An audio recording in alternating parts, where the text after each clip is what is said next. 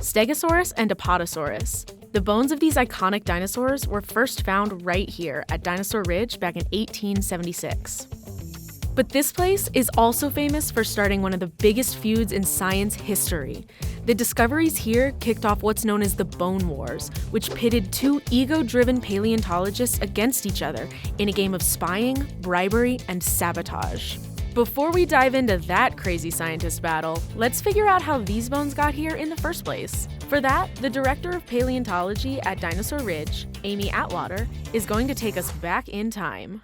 When dinosaurs were here in Colorado about 150 million years ago, it would have been an almost unrecognizable landscape. We didn't have the Rocky Mountains or any of the Front Range. There was a lot of river systems going through here, meandering streams. So those dinosaurs would have been thriving in these river systems, and that's what's deposited around here where we find the dinosaur bones, is old river systems. You usually need some form of water to help you preserve fossils. Colorado and Morrison, Colorado, and Dinosaur Ridge in particular is very unique for preserving dinosaur bones and all sorts of fossils, because not only do we have the rocks of the right age around us, but you can also see them. Because we have the uplift of the Rocky Mountains, it takes what were flat-lying rock layers and thrusts them up into these dramatic, beautiful layers you can see here behind me, kind of like layers and pages of a book that are now turned on its end, and you can see all of these pages of Earth's history, which happen to preserve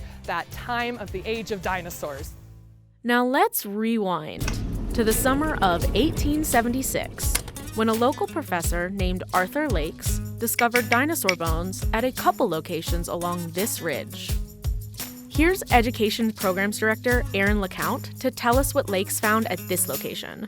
He was out here running around with a friend in 1876, stumbled across fallen boulders from these sandstone layers that had weird things sticking out of them. He thought at first tree trunks, perhaps big pieces of fossilized wood. And as they got closer, they realized that they were large, trunk-like dinosaur bones, bigger than he'd ever seen.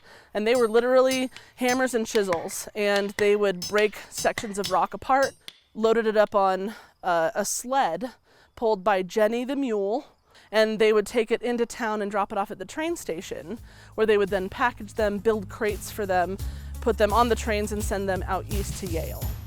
The guy who got these crates of bones at Yale was a big-shot paleontologist named Othniel Charles Marsh. But Lakes really needed funding for his digs, so he also sent a crate of bones to Edward Drinker Cope, another famous paleontologist who happened to be Marsh's biggest rival. Marsh disliked Cope so much, it's rumored that he named fossilized coprolites after Cope, coprolites being fossilized poop. But to be fair, kopros is also the Greek word for feces, so this rumor is probably just a load of coprolites. Anyways, how did Marsh respond to Lakes' box of newly discovered bones? Marsh ignored him. Classic Marsh. He was kind of like, I don't need to, I'm doing other things that are important. April 2nd of 1877, he wrote again, saying, I also sent some to Cope in hopes that I would be able to get identifications for my specimens. Lo and behold, Marsh is like, hired. You want to work for me? You work for me. You work for me. You're just mine. You're mine now. Past that, escalation was the only word you could use. So Cope came to Colorado and sent men down and worked with Oramel Lucas in Canyon City, to which Marsh is like, well, what's in Canyon City? So he sent his guy to Canyon City, and then they both ended up setting up next to each other. And that's when they really started competing, spying, like what are you guys finding? Or trying to bribe the people running the other quarries to work with the other guy. That happened a lot. They didn't fight here at Dinosaur Ridge, but the specimens at Dinosaur Ridge got both of them to come to Colorado, where they then started warring with one another over specimens, over spots. Lots of things like that started after Lakes had reached out to both of them. Today, you can actually see some of the bones that started the Bone Wars at the Morrison Natural History Museum, which has a ton of amazing dinosaur fossils and exhibits. These bones came from Quarry 5 at Dinosaur Ridge. This is the first named Stegosaurus. Marsh named the specimen Stegosaurus, meaning roofed lizard, because of the plates. And this is the top piece of Stegosaurus's plate. This little portion right here. This is one of the first specimens of Apatosaurus, that long-necked dinosaur. Apatosaurus means deceptive lizard. It had to be deceptively large for having bones this big. So we have our humerus here, the upper arm bone. We have our radius, that inner bone here, and the ulna, this little lump here, is what we smash into things and it hurts really bad. That's that lump right here. The bones went to O.C. Marsh, who studied them, looked at the shapes, determined that they were unknown anywhere else in the world. They were saying it was about 60 to 70 feet long. Our Apatosaurus here in Morrison was pushing 100 feet long and 36 tons. Just outside the museum, the excavation that Arthur Lakes started back in 1876 continues. Each of these boulders comes from quarry number 5, and they are being carefully excavated to reveal even more dinosaur bones, like this rib of a long-necked dinosaur. Back at Dinosaur Ridge, new discoveries are still happening too, like at this spot covered in dinosaur tracks.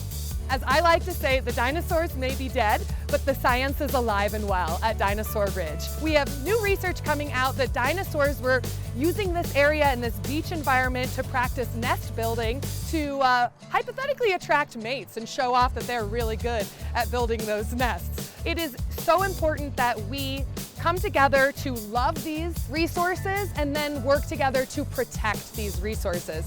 But you don't necessarily do that unless you have a connection. And that's why we bring education and preservation together at Dinosaur Ridge. It's wild to think that this little stretch of Colorado changed paleontology forever. From that first discovery in 1876 that triggered Marsh and Cope's famous rivalry to all the cool research happening today, Dinosaur Ridge is just one of those special places. And the best part is, this story isn't over. There are still dinosaurs buried right here, just waiting to be discovered.